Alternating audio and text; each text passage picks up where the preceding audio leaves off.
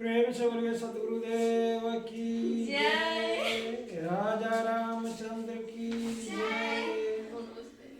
भक्ति क्या है? आज के प्रसंग में आप लोग सुनिए कि भक्ति क्या है। भक्ति स्वतंत्र सकल सुख खानी, अब बिनु सत्य संग मिले नहीं प्राणी। भक्ति जो है स्वतंत्र होती है और यह बिना सत्संग के नहीं मिलती। यदि मनुष्य को भक्ति मिल जाए तो सब कुछ मिल जाए। हमारे जीवन में भक्ति का बहुत महत्व है, इसलिए हम सभी भक्त समुदाय से अनुरोध करेंगे कि वो भक्ति को अपनाएं। भक्ति जो है 9 प्रकार की होती है, जिसको हम नवधा भक्ति कहते हैं। इस 9 प्रकार की भक्ति को हम आपको विस्तार से बता रहे हैं, इसको आप लोग ध्यान से सुनिए। इस भक्ति का वर्णन रामचरितमानस में श्री रामचंद्र जी ने सौरी को बताया है। उन्होंने अपने मुख से जिस तरह बताया है वही मैं आपसे को भी बताने जा रहा हूँ। प्रथम भक्ति संत कर संगा, दूसर भक्ति कथा प्रसंगा। प्रथम भक्ति सत्संग होती है। सत्संग से बड़ा कोई जग नहीं। कहा गया है कि 100 अश्वमेध यज्ञ करने से जो फल मिलता है, एक सत्संग कराने से फल। सत्संग में क्या होता है, मनुष्य को दुर्गुणों का नाश हो जाता है। इसलिए हमको सत्संग में अवश्य जाना चाहिए। इस सत्संग में है, ये पाठशाला है जिसमें मनुष्य का सुधार होता है। तुलसी इस संसार में 3 चीजें है सार, सत्संग हरि भजन नित दिन पर उपकार। राम बुलावा भेजिया, दिया कबीरा रोय, जो सुख साधु संगति मां, सो बैकुंठ न हो। इस सत्संग में जो सुख है वो बैकुंठ में भी नहीं। इसलिए सत्संग में अवश्य जाए।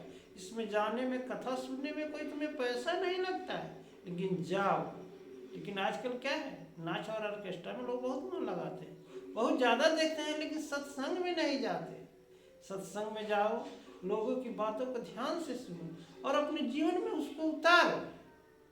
दूसरी भक्ति है कथा प्रसंग। ईश्वर का गुणगान करना, कथा प्रसंग करना दूसरी भक्ति है। गुरुपद पंकज सेवा, तीसरी भक्ति अमार, चौथी भक्ति मम गुणगन, कहीं कपट तज ज्ञान। तीसरी भक्ति है गुरु की सेवा करना। उनके बताए हुए रास्ते पर चलना है गुरु की मुख्य सेवा है। जो हम गुरु रास्ता बताते हैं उस पर चलना चाहिए और गुरु को सोच समझ कर ही अपने जीवन में रखना है। इसलिए किसी राह चलते हुए को पकड़ लो आज उस गुरु बना ले, ये कोई अच्छी बात नहीं है। गुरु हमेशा सोच समझ कर और जानकार संत को ही बनाना चाहिए। चौथी भक्ति है कि छल कपट त्याग कर ईश्वर का गुणगान करना चाहिए। यदि मन में मलिनता है तो मंदिर, मस्जिद और गुरुद्वारे को भी गंदा कर देता है, लेकिन मन यदि निष्फल है तो तुम्हारा हृदय में ही परमात्मा का वास है, तुम्हें कहीं जाने की जरूरत नहीं। मंत्र जाप मम दृढ़ विश्वासा, अपंचम भजन वेद प्रकाशा। 5वीं भक्ति है मंत्र का जाप करना और ईश्वर में दृढ़ विश्वास करना और मेडिटेशन करना। मेडिटेशन भी हमारे जीवन में बहुत ही आवश्यक है। मंत्र का जाप भी आवश्यक है और ईश्वर पर पूर्ण विश्वास होना चाहिए। यदि ईश्वर पर विश्वास नहीं है तो हमारी भक्ति जो है व्यर्थ चली जाती है। तुलसी भरोसे राम के, निर्भय हो के सोय, अनहोनी होनी नहीं, होनी दुनी सो हो। 60 दमशील विरति बहु कर्मा, निरत निरंतर सज्जन धर्म।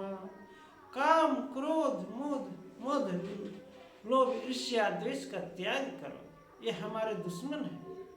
काम जो है मनुष्य का पतन कर देता है, क्रोध जो है बुद्धि को छीन कर देता है और लोभ जो है मनुष्य को पतन में गिरा दे। इसलिए काम क्रोध लोभ ईर्ष्या को त्याग दो और जो हमारे संत महात्मा बड़े बड़े महान लोग जो रास्ते बताए हैं उसी रास्ते का अनुसरण करो। जैसे श्री रामचंद्र जी थे, गौतम बुद्ध थे, गुरु नानक देव जी थे, कृष्ण भगवान थे, इन्होंने जो रास्ता बनाया, इन किसी के जीवनी से कुछ सीखो, उनके जीवनी को अपने अंदर में उतारो। यही भक्ति है। ये नहीं कि किसी नाच गाने वाले को एक अपने के जीवन में उतारो, बल्कि महान लोगों के जीवन को अपने में उतारो। श्री रामचंद्र जी से सीखो ये कैसा आचरण करते थे। प्रातः काल उठी के रघुनाथा, अम्मा तू पिता गुरु ना वही माथा। प्रातः काल में श्री रामचंद्र जी उठते हैं तो क्या करते हैं? माता पिता के चरण पड़ते हैं, चरण स्पर्श करते हैं, उनके गुण को उनसे सीखो। उनसे सीखो कि एक नारी ब्रह्मचारी, यानी अपने जीवन में एक नारी का स्थान होना चाहिए, दूसरे पराये नहीं। स्त्री की तरफ बुरी नजर से कभी मत देखो। सप्तम सहमोही मैं जग देखा, अम्मों से अधिक संत कर लेखा। सातवां भक्ति है सारे सृष्टि को राम में देखो, यानी एक चिट्टी, हाथी, कुत्ते में भी हर चीज में राम का वास देखते हो। हर चीज का आदर करो, किसी का अनादर नहीं करो। कोई भला बुरा भी बोल दे तो उसको बुरा मत मानो। ये समझ लो कि ईश्वर की यही मर्जी है। और अपने अंदर कुछ विवेक की भावना रखो, कुछ बर्दाश्त करने की क्षमता रखो। अष्टम यथा लाभ संतोषा, असपने हूँ देखूं परदोषा।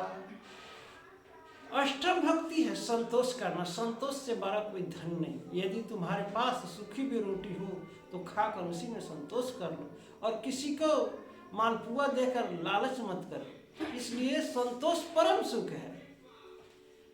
संत कबीर ने कहा है, सूखी रोटी खाए के ठंडा पानी पी, देख पराई चौपड़ी मत ललचाओ जी।